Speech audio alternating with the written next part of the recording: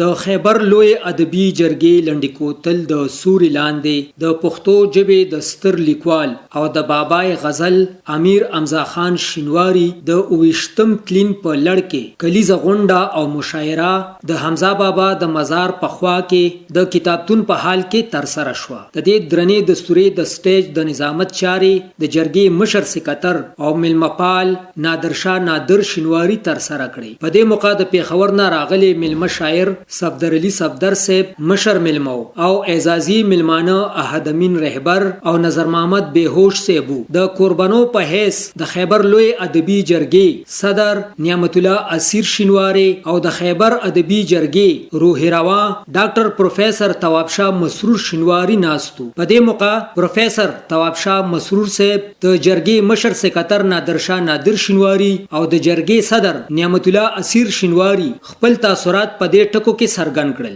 حمزه بابا د فکر او فن دومره اړخونه دي چې هغه د احاطه کول کې یو کس لپاره ناممکن نه وي، نو مشکل به ضرور وي. لکه هغه یو ستر فلسفي دی، یو با عمله صوفي دی، یو ملتپاله پښتون دی، د جمالیاتو یو عالم دی، خو هغه د پښتونولۍ یو څو شعرونه مال مخې له راځي. حمزه بابا وایي چې سرې د ساحل په ګټو وه موجوي، څوک چې خپل کام په لار نشو هغه ورک شو. نو مونږه په ځای باندې د پښتنو تحقیق کوونکو لیکوالانو ادیبانو شاعرانو نه دا هیله لرو چې په راتلونکي وختونو کې د حمزه بابا په فکر او فن باندې رڼا واچوي او د هغه د فکر او د فن پټ اړخونه موږ ته رابرسېره کړي.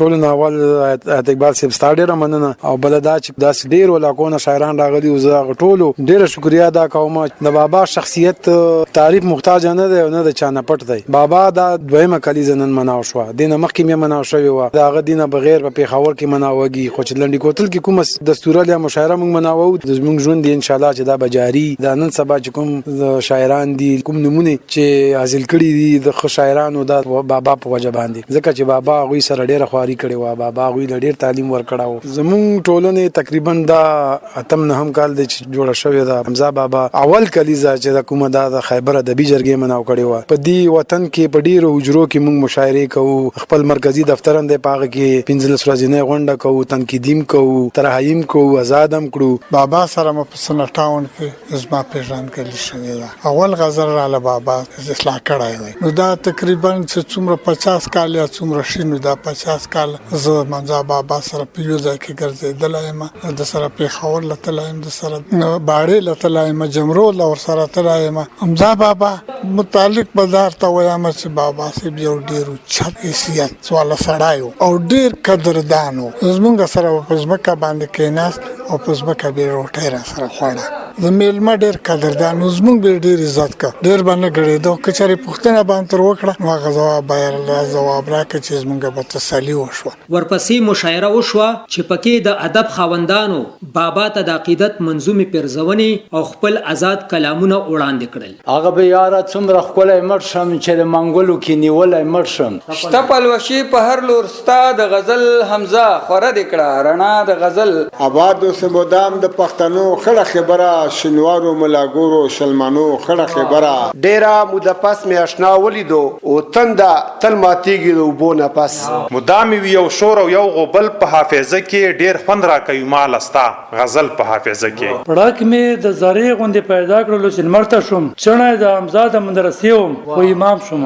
لکه د خاورې یې کړمه خاورې د حسن زور دی څوک یې ویني. دا په محفل کې چې خلال لیده شي دلته حمزه ناظر خیبر نشته چې د خپلو نه توبه نه کړي نادره او بیا به څه کړي غزلونه پاتې کېږي. بابا د مکتب غړی نه وي، په ټوکېدو کې به یې زړی نه وي. غمونه چې زه ټول د زندګۍ پکې پوکمه، شپېلې راله پکار ده چې سلګۍ پکې پوکمه. څومره عجیبه دي د خیبر ښکلي، ټولو نه ښایسته دي د خیبر ښکلي.